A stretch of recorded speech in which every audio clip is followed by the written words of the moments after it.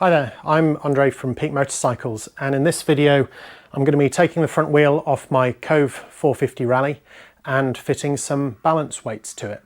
So if you saw my first road ride video for the bike, above about 70 miles an hour I was getting a bit of a wobble from the front end. Not enough to be a problem, but enough to be annoying. And I think what's causing it is that the wheels come fitted with rim locks as standard and the wheels aren't balanced. A few people had added comments saying that that's pretty bad of the dealer not balancing the wheels before they're shipped. I checked all my other bikes, and the only bike that I have in this garage that came with a balanced front wheel or back wheel is my BMW R1250 GS. Even the Honda CB1000R didn't come with balanced wheels. My CRF 300 certainly didn't. And I think for trail bikes, I think it's just a less common thing to do because they don't spend a lot of time at those sorts of speeds. Anyway, nevertheless, it may not be that, but what I'm going to do is I'm going to take the wheel off the bike. I have a static balancer, so I'm going to use that to do it. I know it's not the same as a dynamic balancer that can also correct the left and right motion, but to be honest, it doesn't need to be perfect. It just needs to be better than it is. So what I'm going to do is I will take the wheel off. I will show you what I would normally fit in weights if I was balancing my GS wheels. I'm not going to use that for this. I've got some spoke weights instead, so I'll show you what those look like.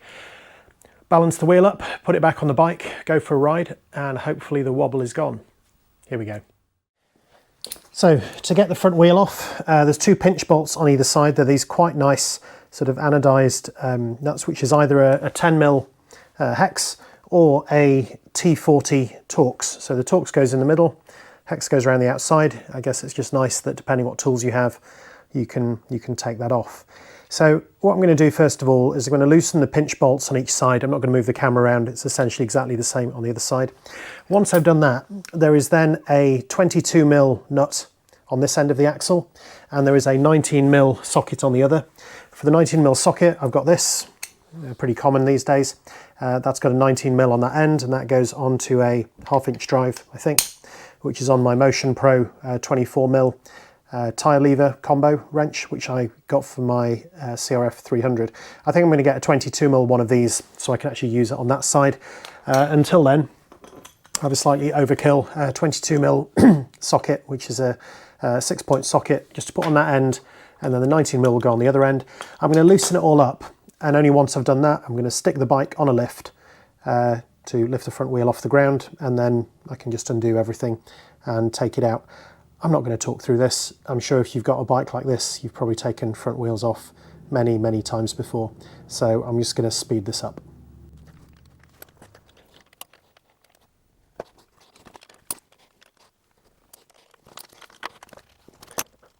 There we go.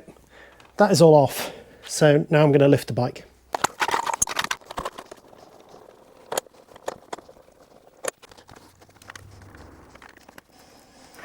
There we go. So don't lose the spacers. So if you saw, so that was one spacer that came out of that side, and then on the other side the spacer's actually sort of retained on the ABS sensor. Now if you saw my video about when I switched the wheels on my GS and ended up destroying my front sensor, that is a brilliant idea. So this is the frame that I'm going to use for doing the balancing. I'm sure there's plenty of other manufacturers that make these out there. So what it is, it's essentially a steel frame, two uprights, and then I've got two bearings on each side, and then I have this rod down the middle that has these cone fittings. You basically put the tyre in the middle, hang it on it, let it come to a resting position, then you add weights to the other side until it turns freely. So the first thing I'm going to see is whether or not this tyre is actually out of balance, because it may have been something else, but I assume that that's what it was. So here goes. So yeah, so when I put that on, now actually that is pretty much as I expected. Let me turn this stand around just so you can actually see where it's stopped. So the place where it's come to rest is down here, and that is exactly where the rim lock is fitted. So if I swivel that up out of the way and let go, yeah, that is definitely the rim lock, I think, that is causing that imbalance. So the rim lock is there, the valve cap is there, and yeah, that is going to come to a rest, I think, pretty much with the rim lock. So what I'm going to do is I'm going to add some weights to the far side of the wheel and see where it levels up. Now I'll just show you the different weight options that I have. So with my GS, I've typically used weights like that These are self-adhesive and they stick on. The problem I have here is that the tyre profile itself isn't flat, so there isn't really a nice surface that I can put that onto. I could try and put them on the side or mount them out of the way, but honestly, you're then going to have a sort of left to right imbalance and they're probably more likely to come off. So instead, what I have is some big brass weights that basically go onto the spokes that clamp out by the rim. And I'm going to try and put a big one of those on first to see if that balances it up. So the way that these fit, if you can see that on there, there's a grub screw in there which basically tightens it up around the top of the spoke. So looking at where that is balanced, I've got the valve cap there. So if anything, what do we think? Directly vertically up, maybe up here. I'm going to stick this in here to begin with. So actually, so right away, I mean, there is an imbalance still, so it probably needs a little bit more weight than that. But that is a much slower motion than it had been before. So maybe what I'm going to try is now putting a slightly smaller weight on the spoke beside it. I'll just see where that levels up. Yeah, so I'm going to put a slightly smaller one just in there. How are we looking with that? No, still going down to the rim lock. So I'm going to put a bigger weight on there instead. I'll just go for another big one, same as that one. I think this might be too heavy, but yeah, it's worth a try, I think. Okay, so that is now slightly over, as you can see. So it's actually where I've added the weight to the top. Or maybe not. See where that will go back to and where it actually settles. Put them to the side. Which way does it go now? Okay, so it is still, the rim lock is still very slightly heavier than that still. Wow. Okay, I'm going to put one more on up here. Okay, so that is now pretty well balanced actually. I mean, it looks like it is slightly down on this side, but as you can see, the rim lock over here is not coming to the bottom and the weights on this side aren't either. So I move it around a bit. Yeah, so that actually seems to be in much better balance than it was before. If I lift it up that way with the weights and the rim lock, that actually seems to be pretty good. If anything, the wheel weights are actually now slightly heavier. I don't have that much accuracy in terms of these smaller weights, but that actually seems to be pretty good. In fact, that is balanced there now. So I don't know if you can see that on there. I'll just show you in a close-up in a sec just how much weight I've had to add, but that is actually quite a lot that has gone on there. But that wheel is now pretty much in balance, whereas before it wasn't. So what I'm going to do is I'm just going to tighten these up properly, just to make sure that they don't come loose. I'm going to put it back on the bike and then I'll go for a ride. Hopefully, you know, that amount of weight actually having it there, I can definitely see why that against the rim lock makes a big difference. Maybe when it's time to change the tyres and the tubes, I'll look at putting one of the Motion Pro plastic rim locks in instead. I'm guessing this is a steel one, which is why it needs all that weight. But for now, yeah, no, I'm pleased that did actually balance up that way. And I'm hoping that this gets rid of the 70-mile-an-hour wobble. I am going to use the bike as an adventure bike, so being able to do those sorts of speeds from time to time is necessary. But yeah, looking at that has stopped in that location, so I am very happy with that. It's exactly the opposite of the removal. So it's just a matter of getting the spacers in place and then getting the axle through and then doing up the pinch bolts. So I'm just going to get that in like that first. Oh, actually, yeah, there's actually a tab on here which I can see fits into the end of the fork. That for me feels almost like it's on too far. I think, oh yeah, there we go. Yeah, I think that's where we need to be.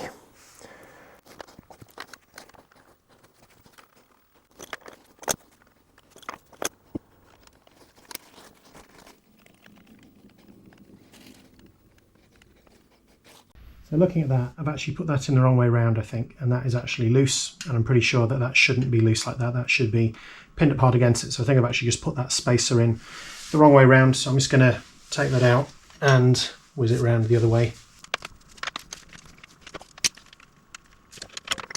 Yeah, so I think I had that mounted on that way round, and I think actually that goes that way, like that. And then that sensor should actually, yeah, be pushed in properly.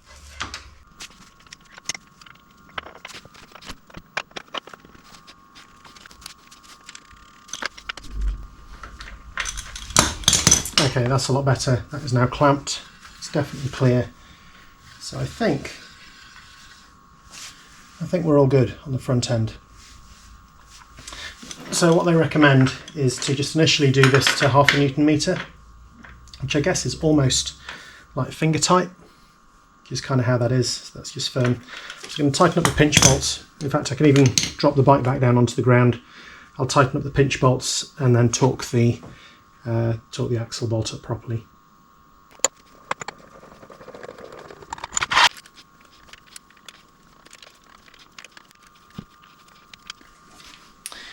Now then, before I do the axle bolt up properly, I'm just going to give it a quick push and a bounce.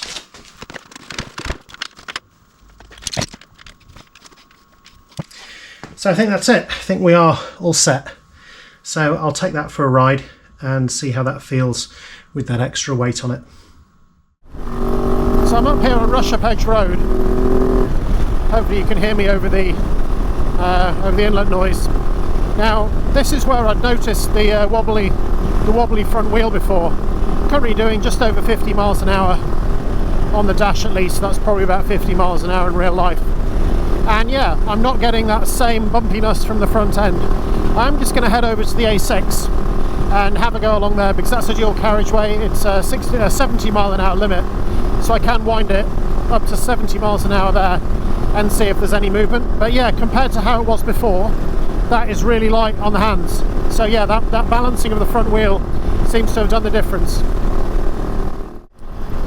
So right now I'm on the A6, which is one of the few roads with a 70 mile an hour limit near where I live. Everything else in the Peak District pretty much is a 50. So I'm going to use this as an opportunity to see what the balanced front wheel is like up at 70 miles an hour. Here we go.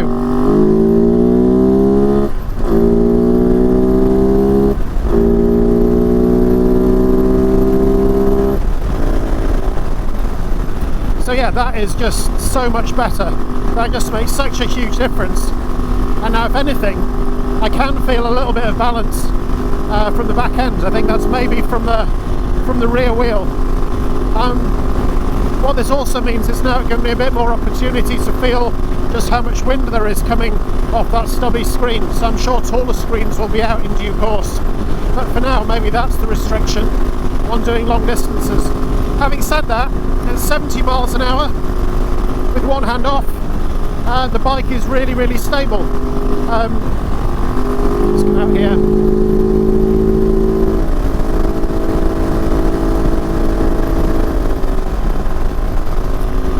If you saw my other video and saw what that was like, at this speed, the front end really was bobbling around all over the place.